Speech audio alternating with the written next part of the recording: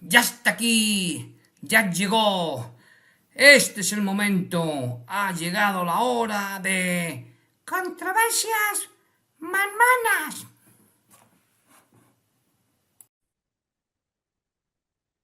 Hola a todos mis controversianos. Buenos días, buenas tardes, buenas noches. Aquí os habla Emmanuel, el profeta desconocido, y gracias por elegir controversias mormonas. Os saludo a todos vosotros, a mis controversianos, mis amigos, mis enemigos y a todos aquellos que ven este canal.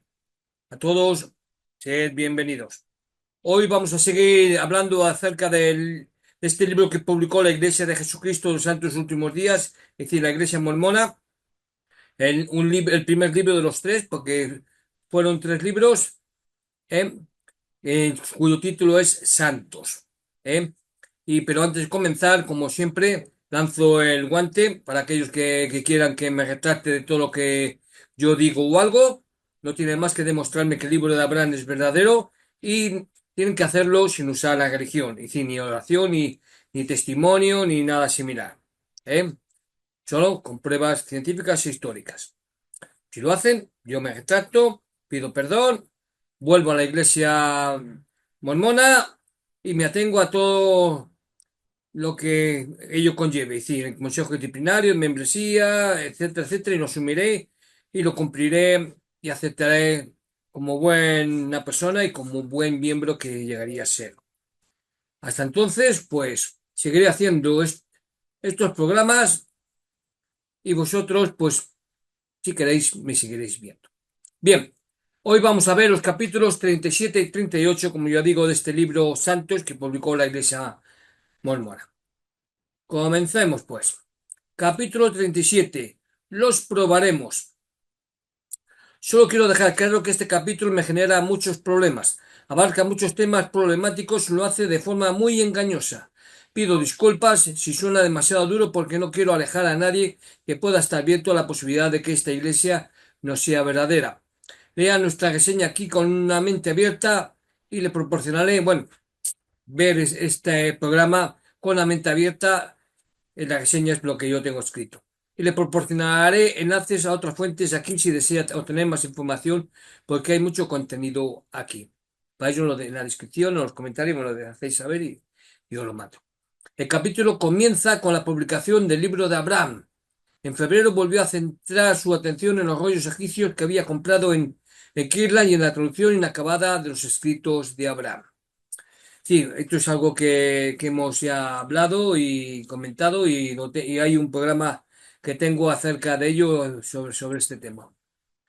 Bien, podríamos decir, se puede hablar y comentar mucho acerca de los tres facímiles, pero la conclusión es que lo que tradujo José Smith simplemente no es correcto. Hay muchas posibilidades apologéticas diferentes que ofrecen el ensayo Santos Última Día, pero ninguna de ellas resiste el escrutinio. No hay un rollo largo, ya que sabemos por el manuscrito del libro de Abraham que el material fuente proviene del fragmento de papiro acerca del facímil que se que podéis ver y observar tanto en el libro de Mormón, vamos, en la Perla de la Gran Presa. Más adelante en este capítulo de Santos se menciona nuevamente brevemente el libro de Abraham. Al leer el registro, los santos se emocionaron al descubrir nuevas verdades acerca de la creación del mundo, el propósito de la vida y el destino eterno de los hijos de Dios. Aprendieron que Abraham había poseído un Urim y Tumim y había hablado con el Señor cara a cara. Leyeron que la tierra y todo lo que había en ella había sido organizada a partir de materiales existentes para llevar a cabo la exaltación de los hijos espirituales del Padre. Nuevamente, el libro de Abraham está tomado casi en su totalidad de otras fuentes, entre ellas Génesis, el libro de Thomas Dick, Filosofía de un Estado Futuro, libros apócrifos como Yaser y Josefo, y los 6 libros de Proclo sobre la teología de Platón de Thomas Taylor. Sabemos que José era dueño de estos libros, ya que fueron donados a la biblioteca de Nabú en 1844. Y Oliviero Calderi, de hecho, imprimió un extracto del libro de Thomas Dick en una edición del Messenger and Advocate, es decir, un libro de los mormones, de 1836.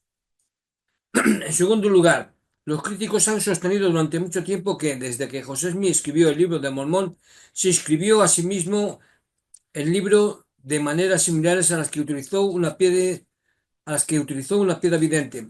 También sostienen que José Smith se inscribió a sí mismo en su libro de Moisés, cuando dijo José, hijo de José. Por lo tanto, no solo tendría sentido, sino que sería esperable que José Smith afirmara que Abraham utilizó un Urim y Tumim y que había hablado con el Señor cara a cara para establecer su autoridad, la del propio José Smith. Esto es prácticamente todo lo que el libro santo discute sobre el libro de Abraham, lo que perjudica enormemente este tema.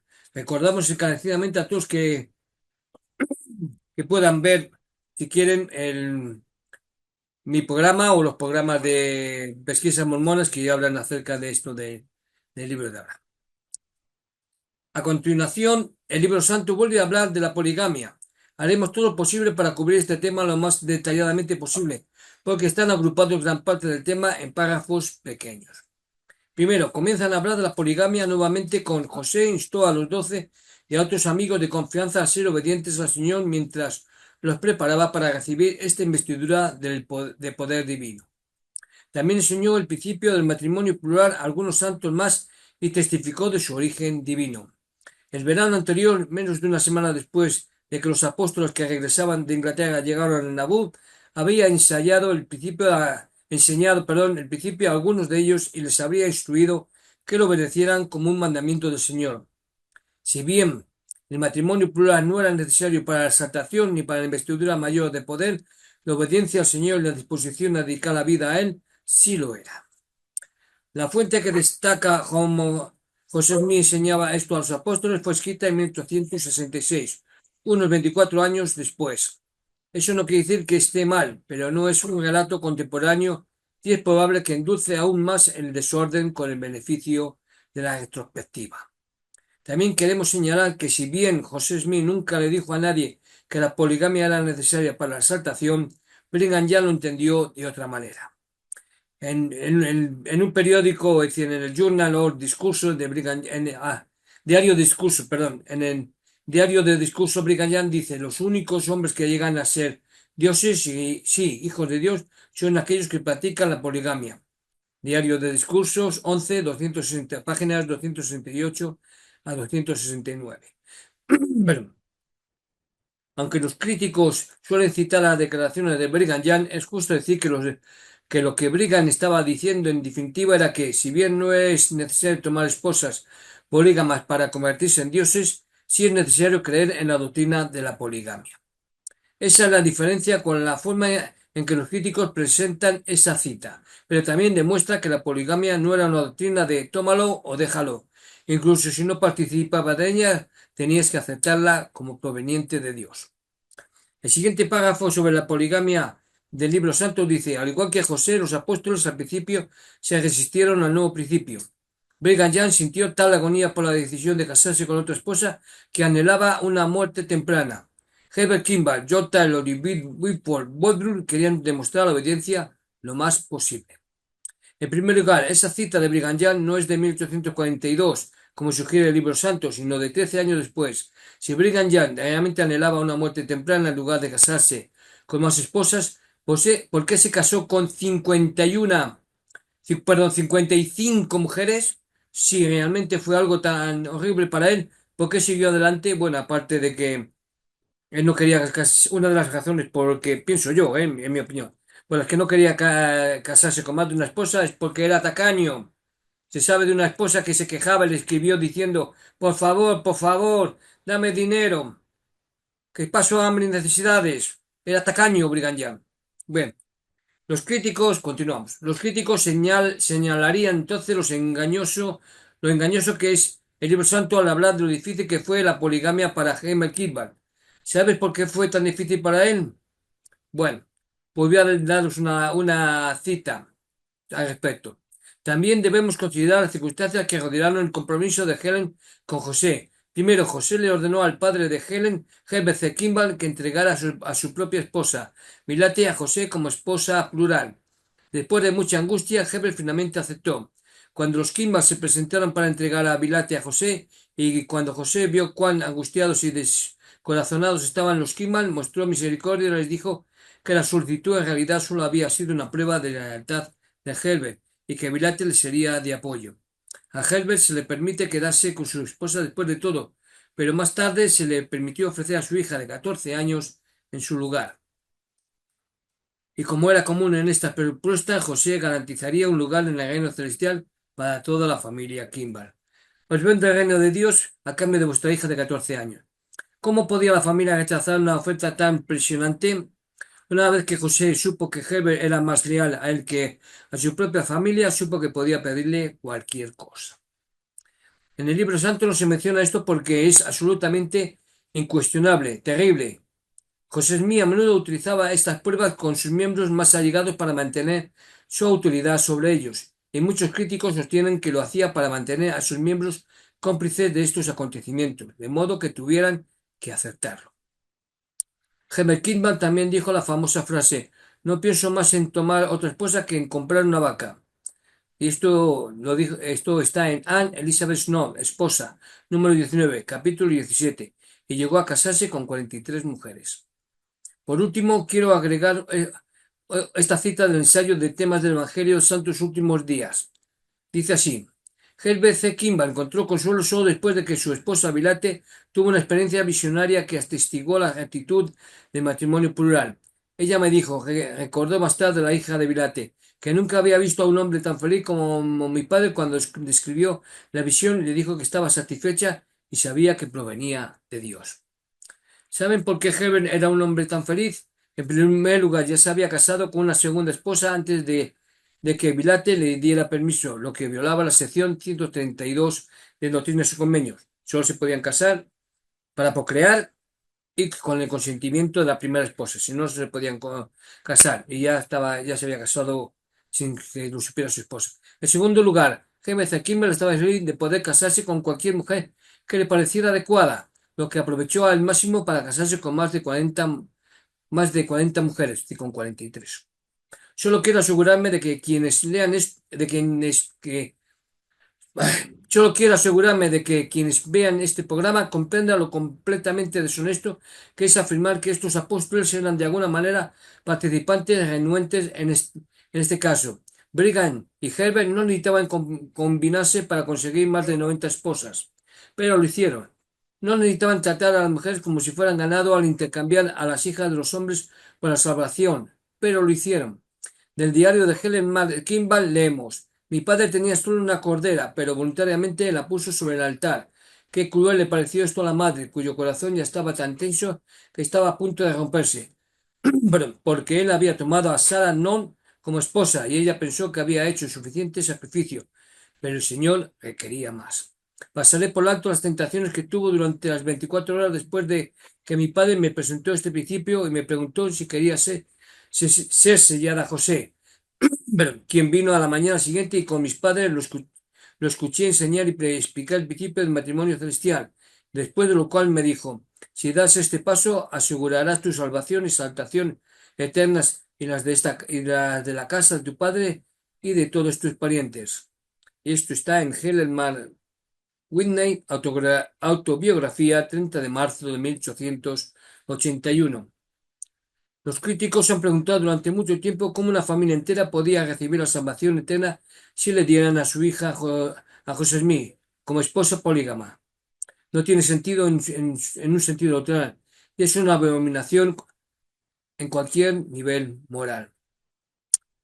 Muchos de los siguientes párrafos también están en el ensayo sobre los temas del Evangelio, pero son realmente dignos de mención, por lo que intentaremos cubrirlos rápidamente. Siguiendo el mandato del Señor, José también se había sellado a otras mujeres desde su matrimonio con Luisa Bergman. Cuando enseñaba a una mujer acerca del matrimonio plural, él le indicaba que buscara su propia confirmación espiritual de que el estar sellada a él era lo correcto. No todas las mujeres aceptaron su invitación, pero varias sí que lo hicieron. José Smith a menudo presionaba a las mujeres diciéndoles que debían hacerlo para alcanzar la salvación eterna. También solía hablar con los padres de las mujeres para obtener su permiso para que la familia pudiera recibir la salvación, como se señaló, como lo he indicado anteriormente.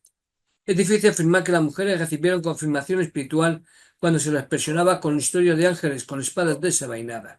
Llegaremos a eso en un segundo. En Abú, algunos santos contraían matrimonios plurales por el tiempo y la eternidad, lo que significaba que su sellamiento duraría durante esta vida y la siguiente. Al igual que los matrimonios monógamos, estos matrimonios podían implicar relaciones sexuales y tener hijos. Otros matrimonios plurales eran solo por la eternidad y los participantes comprendían que su sellamiento surtiría efecto en la siguiente vida. Esta es una táctica que utiliza la Iglesia para intentar inferir que José Smith no tenía relaciones sexuales bueno, con muchas de las mujeres con las que se casó. Sabemos por los registros del caso Temple Lot que tuvo relaciones sexuales con muchas de ellas, lo que llevaría a cualquiera que analizara esto racionalmente a pensar que tenía relaciones sexuales con muchas más, ya que las otras nunca hablaron al respecto. En algunos casos, una mujer que estuvo casada por un tiempo con un santo descontento o con un hombre que no era miembro de la iglesia o incluso con un miembro de la iglesia en regla, podía sellarse por la eternidad a otro hombre. Después de la ceremonia de sellamiento, la mujer continuaba viviendo con su esposo actual mientras esperaba las bendiciones de un matrimonio eterno y la salvación en la vida venidera. Esto introduce el concepto de la poliadria, que consiste en casarse con la esposa de otro hombre, es decir, que una mujer tuviera varios maridos. José Smith tomó muchas esposas poliándricas y algunas de ellas eran miembros fieles de la Iglesia. De hecho, José Smith incluso se casó con algunas mujeres mientras sus esposos estaban en una misión. Tina Jacobs y Marinda Johnson Hay son dos buenos ejemplos. Pero la pregunta más importante es esta. Si una familia eterna es tan importante, ¿por qué José Smith tomaría las esposas de estos hombres fieles por toda la eternidad? ¿No es ese un castigo peor que tomar a las esposas solo por un tiempo en esta tierra? Esta es una de las razones por las que a la Iglesia no le gusta hablar de la poliandria. No solo va en contra de Doctrinas y Convenios 132, sino que es uno de los abusos más insalubres que se pueden infligir a los miembros fieles. A continuación se cuenta la historia del matrimonio de José con Mary Littner, quien ya estaba casada con su esposo Adán, que no era miembro. Lo que los santos no menciona, es decir, lo que el libro santo no menciona al describir el noviazgo, es que José Smith utilizó la historia del ángel con la espada desenvainada para presionar a Mary a que se casara con él. Como lo contó la propia Mary, un ángel se le acercó y la última vez vino con una espada desenvainada en la mano y le dijo a José que si no se atenía a ese principio lo mataría. Discurso de Mary Lickner en 1905, manuscrito de Brigham Young, página 1 y página 2. Esta historia fue contada por Marie unos 60 años después de que sucediera, pero José también se la contó a otras mujeres. Los críticos argumentan que esto pone a las mujeres bajo una gran presión, pensando que si no se casan con José Smith, él sería asesinado. ¿Cómo podría no recibir una confirmación espiritual con tanto en juego? Eso mismo digo yo. El libro santo continúa. El domingo siguiente José le preguntó a María si había recibido una respuesta. No he tenido ningún testimonio, pero he visto algo que nunca había visto antes, admitió María. Vi un ángel y estuve casi muerta de miedo. No hablé. Era un ángel de Dios vivo, dijo José. Si eres fiel, verás cosas mayores que eso. Lo que Santo no publica aquí es el resto de lo que José dijo en su respuesta.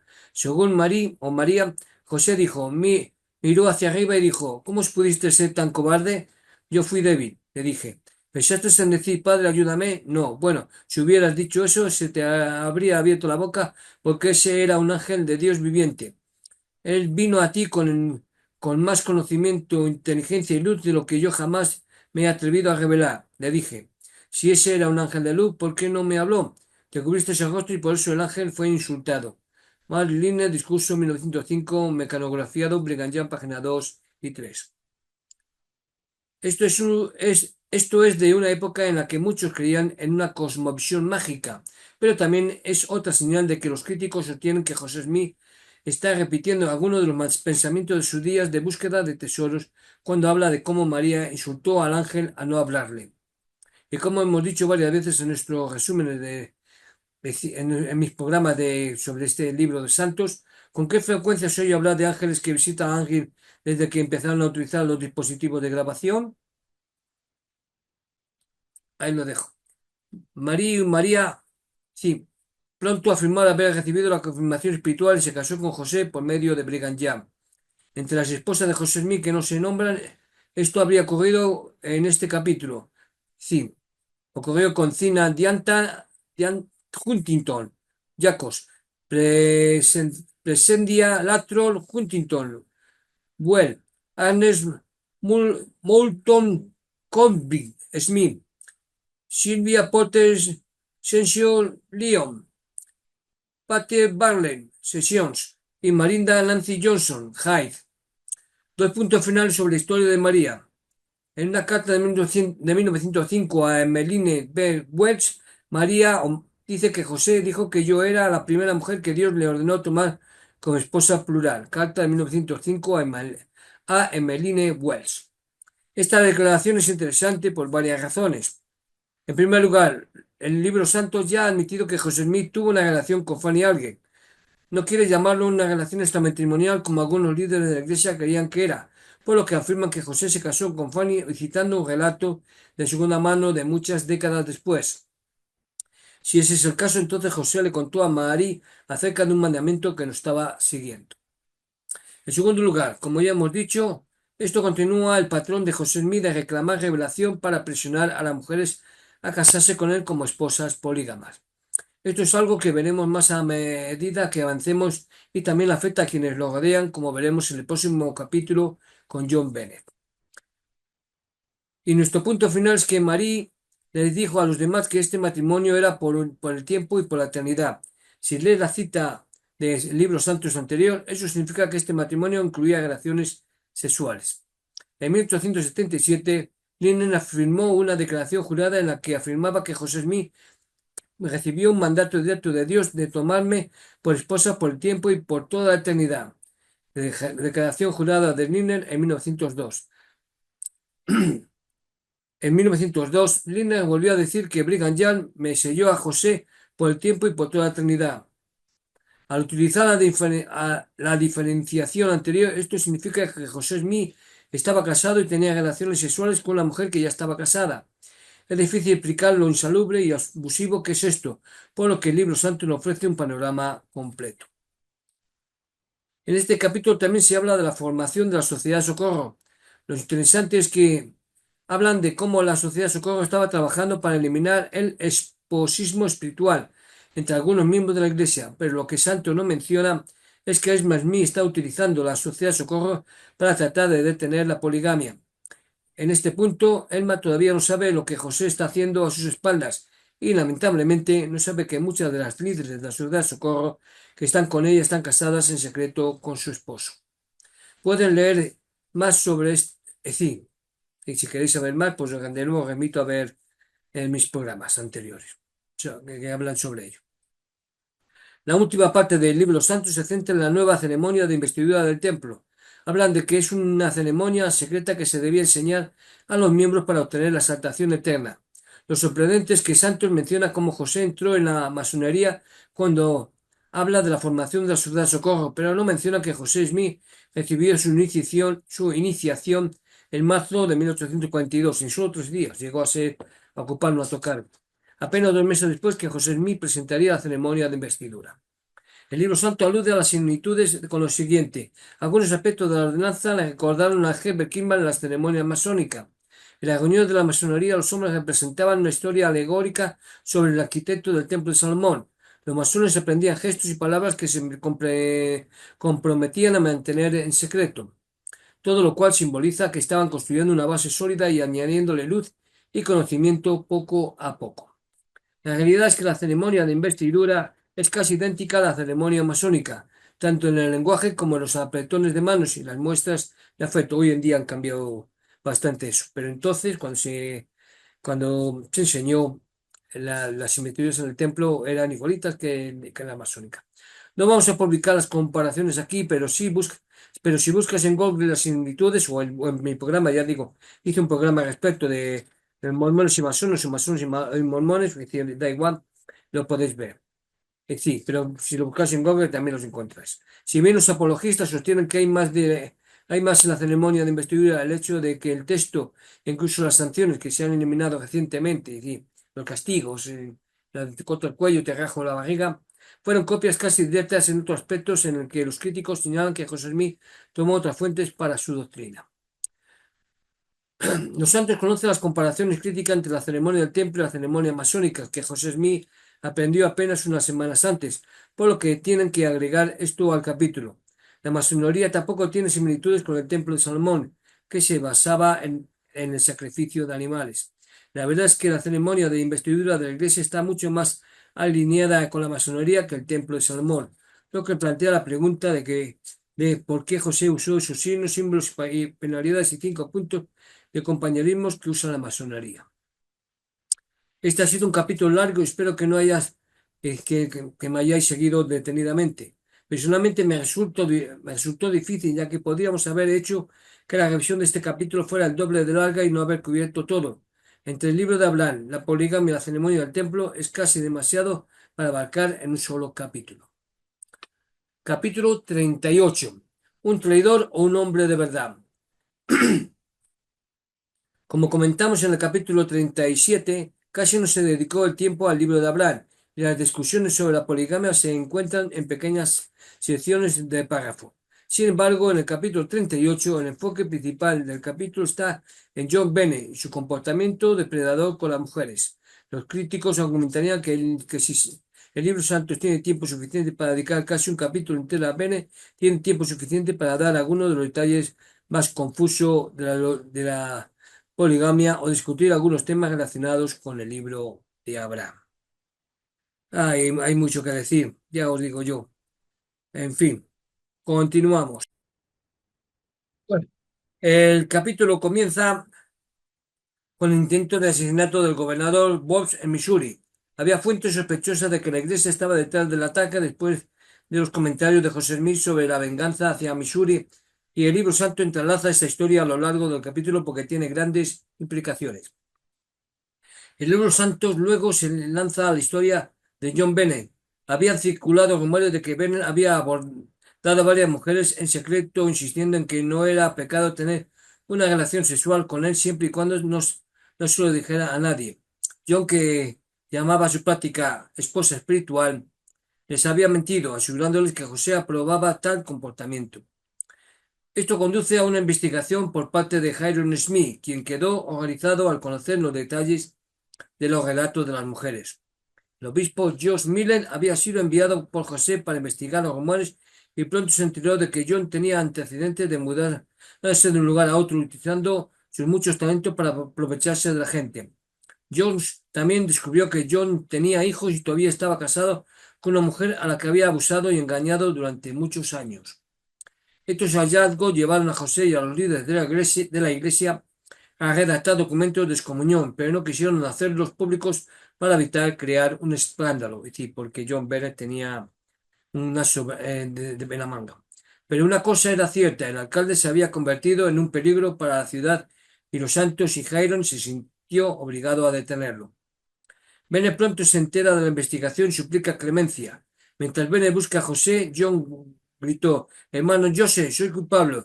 Tenía los ojos enrojecidos por la lágrima. «Lo reconozco y te ruego que no me delates». El intercambio continúa y realmente queremos destacarlo de parte del libro Santos. ¿Por qué usáis mi nombre para llevar a cabo vuestras infernales maldades?, preguntó José. ¿Acaso os enseñé algo que no era virtuoso? Nunca. ¿Alguna vez conocisteis algo invirtiente o injusto en mi conducta o acciones en algún momento, ya sea en público o en privado? No hice.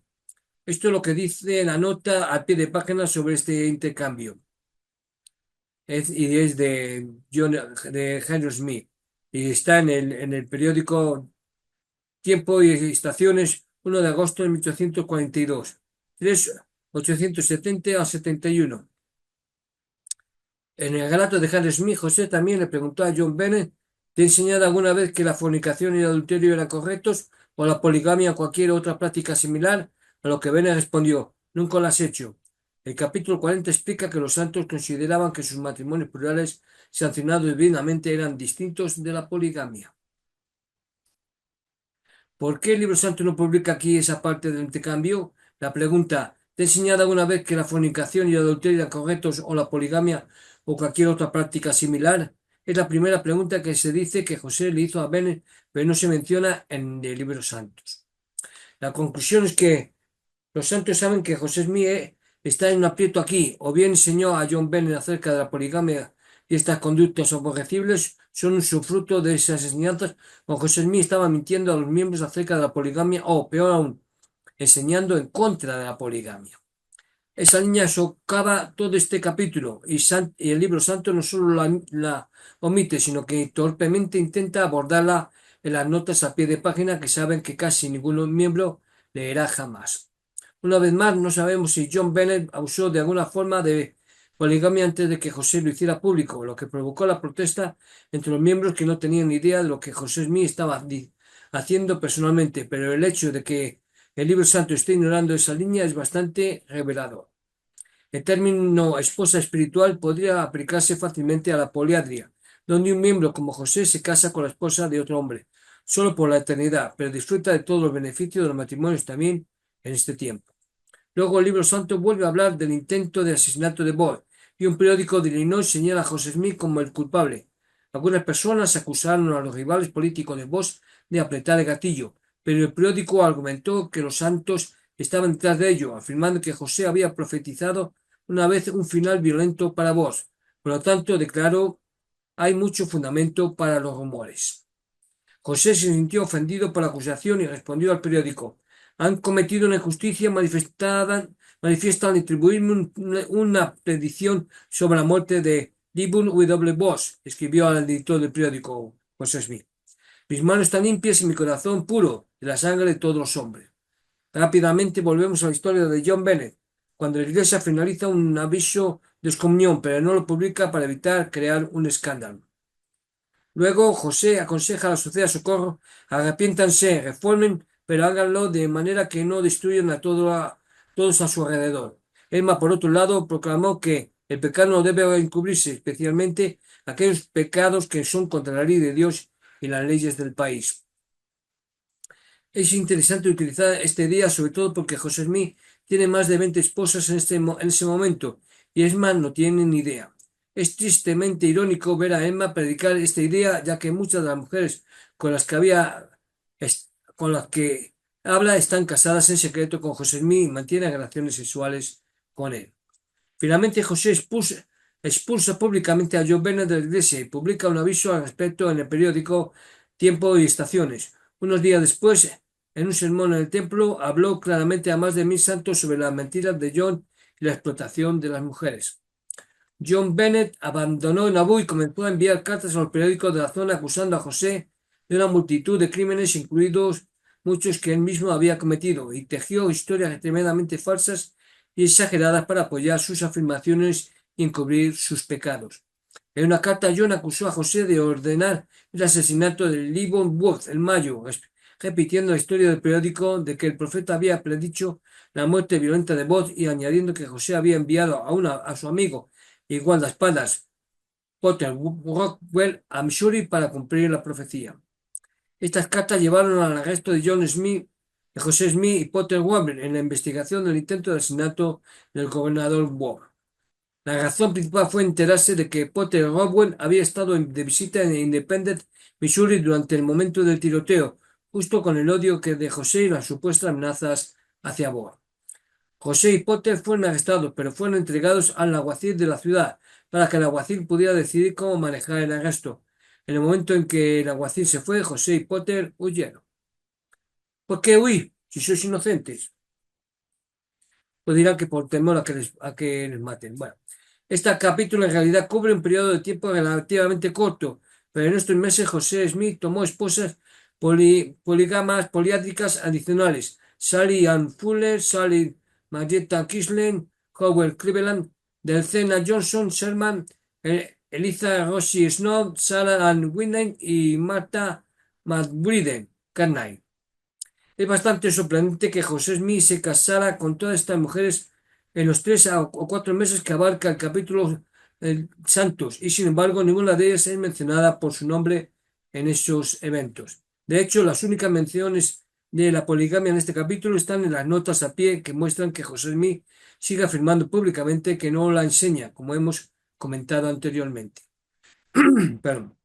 Además, la Sociedad de Socorro presentó una petición en julio de 1842 organizada por Eliza Snow, que estaba casada en secreto con José Smith.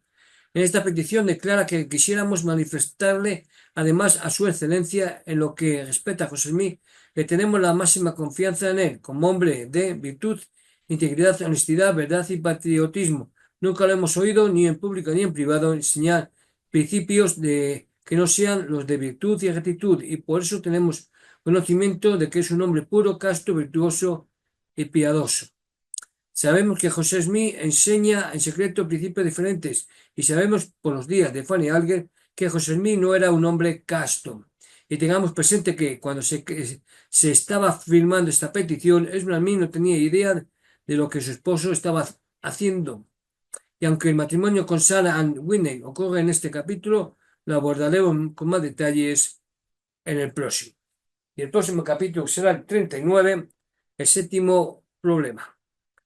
Bueno, mis controversianos, mis amigos, enemigos y de todos aquellos que veis este programa, gracias por elegirme. Os ha hablado el Manol, el profeta desconocido. Esto es Controversias Mormonas, perdón, ahí ya se me traba la lengua. Y os invito a que podáis ver mi siguiente programa si os parece bien. Hasta entonces, portados bien, sed buenos. Hasta pronto. Adiós.